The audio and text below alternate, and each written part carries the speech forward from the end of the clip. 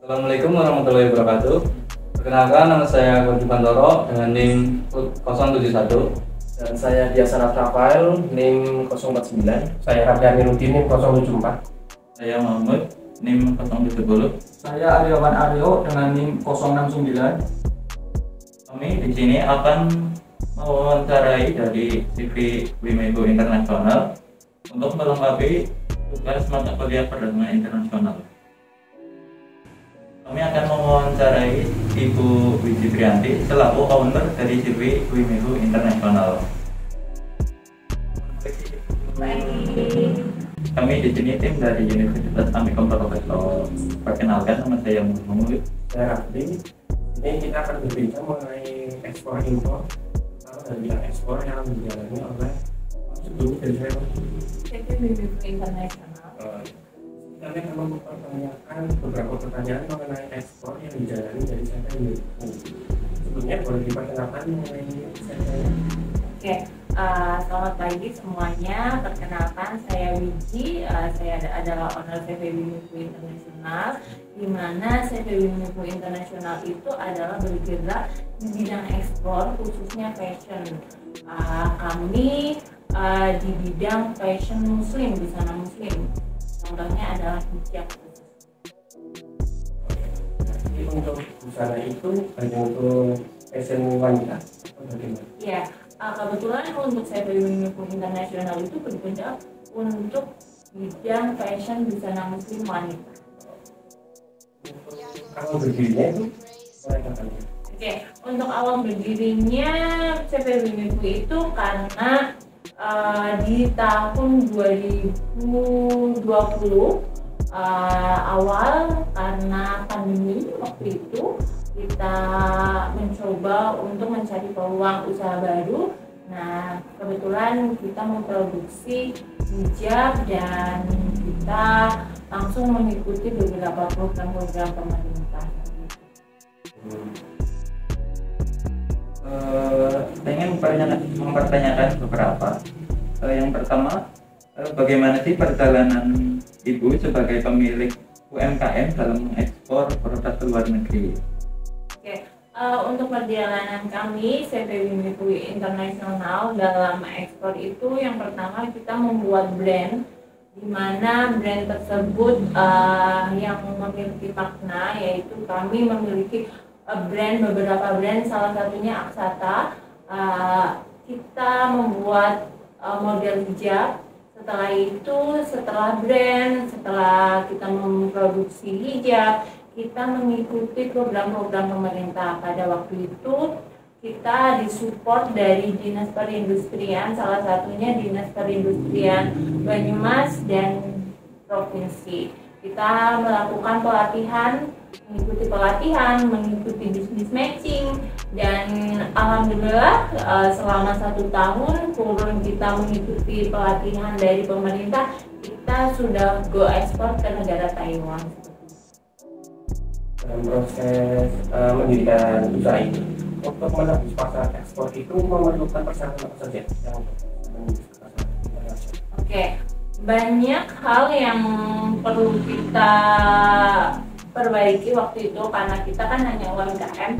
Jadi ketika kita melakukan ekspor, kita membutuhkan legalitas perusahaan. Contohnya kita membutuhkan NIB, kita membutuhkan NPWP perusahaan, terus AHU perusahaan. Itu adalah nomor 1 untuk legalitas perusahaan. Dan kita juga melihat spesifikasi suatu produk yang untuk diekspor. Nah, kebetulan waktu itu kita bisnis matching dan spesifikasi dari pasar hijab kita tembus di negara Taiwan seperti itu, dan diminati di sana. Untuk produknya itu dari CV Wimehu itu memproduksi sendiri atau mencari dari supplier lain? Oke, untuk kami produksi sendiri, kita buat dari bahan, cutting, sampai packaging, branding, dan pengiriman pun kita proses masing-masing sendiri. Kita tahu kan di luar negeri itu kan banyak pesaing-pesaing dengan brand-brand besar kan. Gimana sih tips buat bisa masuk ke luar negeri?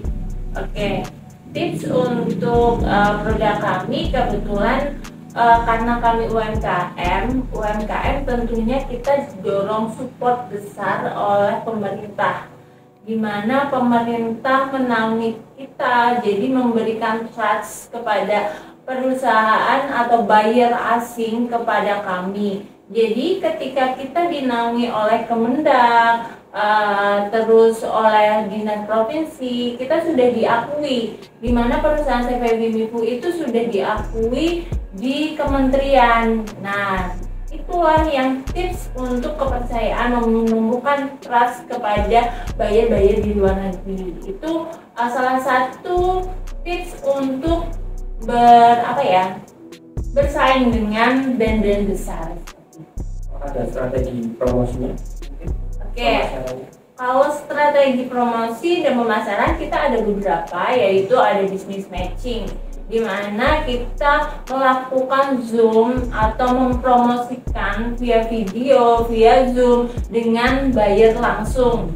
Dan yang kedua, kita melakukan bisnis dagang, misi dagang, di mana kita melakukan exhibition ke negara-negara lain setiap tahun. Untuk sampai saat ini kesulitan apa sih yang mengganggu untuk brand iklan? Oke, tantangan kami sepertinya hanya di awal saja ya Kak, karena tentunya CV Bimifu kan nggak semata-mata langsung terjun ke ekspor.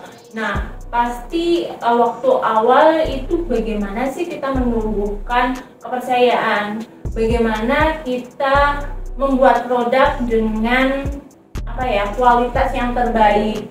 Dan setiap negara itu memiliki regulasi masing-masing, di mana ada, kalau kita kan bahan ya, pasti ada beberapa material bahan yang tidak bisa masuk ke negara-negara lain seperti itu.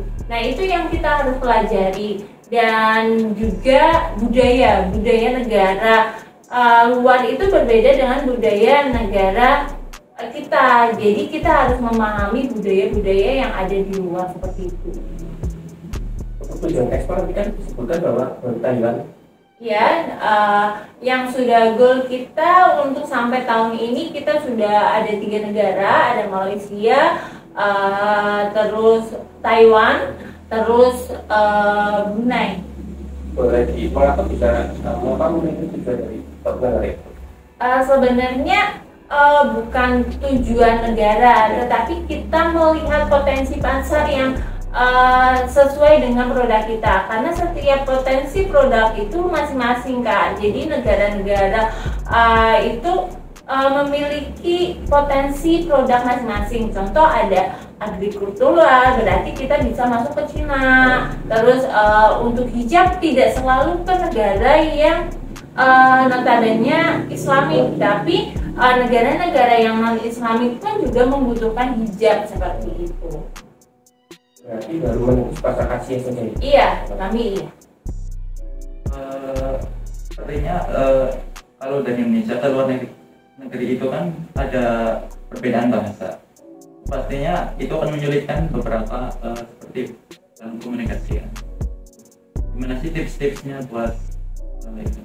Oke, untuk bahasa sebenarnya kalau bahasa di luar negeri kita pukul rata biasanya kita memakai Mandarin, kalau enggak bahasa Inggris. Itu adalah bahasa internasional yang ada di untuk internasional.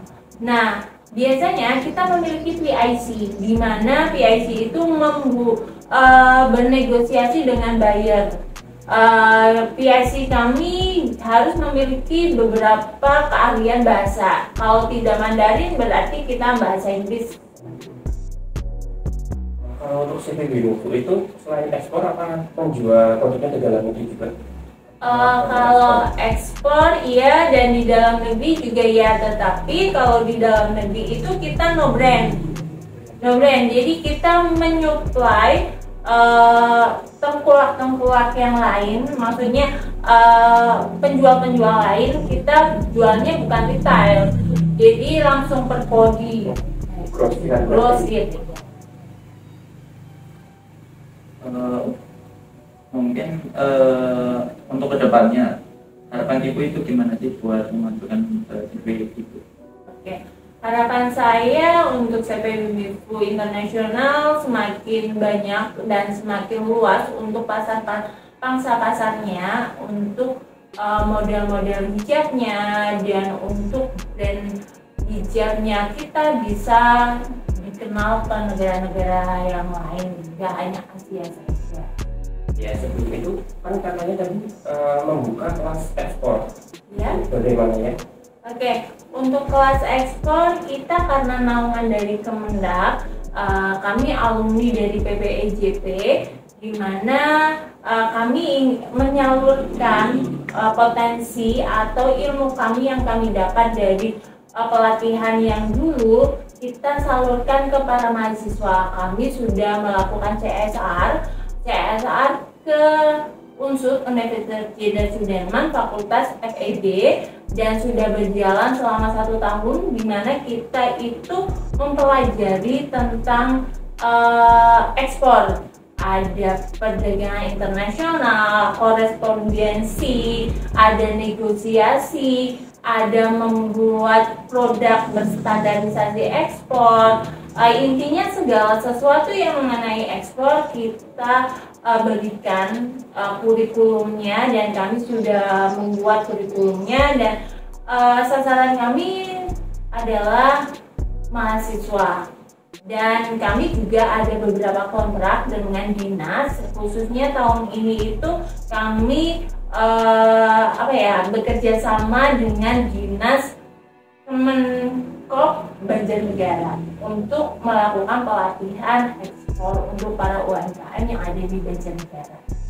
Kami juga berharap sih untuk universitas-universitas lain, para mahasiswa bisa melakukan ekspor, di mana yang muda yang lebih unggul. Kami ingin menciptakan para mahasiswa yang pelaku usaha atau berbisnis tentang ekspor seperti itu. Maka kita, saya dengan partner saya PT Ubah Ubud melakukan CSR, yang itu kita memiliki proyek namanya Export Intensive Training Program. Yang teman-teman bisa untuk mendaftarnya itu bagaimana dan biayanya berapa? Oke. Untuk biaya kami tidak memungut biaya karena kami CSR, kami kami itu bekerja sama dengan universitas. Kami menawarkan konsep pembelajaran kampus Merdeka tentang mengenai ekspor, di mana nantinya mahasiswa tersebut akan kita bina, akan kita bimbing untuk menjadi eksportir muda seperti itu. Nah, mungkin karena waktu dulu kita proposal CSR-nya ke unsur, makanya lebih ke unsur dulu. Mungkin apabila nanti di kampus kalian ada, nanti bisa kita canangkan. Apabila kampus Amikom ingin ada kelas ekspor seperti Fakultas Ekonomi di unsur. Boleh kasih motivasi untuk teman-teman anak muda untuk bisa melakukan ekspor bagaimana? Oke, motivasi untuk mahasiswa Amikom ya ini ya. Mahasiswa Amikom, mahasiswa itu adalah mahasiswa yang berdedikasi tinggi. Saya harap tidak hanya belajar, tetapi kalian juga harus berbisnis dan belajar tentang ekspor, karena dunia ekspor, dunia bisnis itu akan mendapatkan manfaat untuk kehidupan kalian nantinya, untuk meluas potensi lapangan pekerja. Jadi kalian tidak hanya menjadi pegawai, kalian bisa menjadi bos ataupun membuka lapangan pekerjaan yang selebar-lebarnya. Mungkin cukup tersebut. Terima kasih waktunya. Oke, dari kami cukup. Terima kasih atas dialog hari ini. Semoga bermanfaat untuk kita semua. Terima kasih. Terima kasih.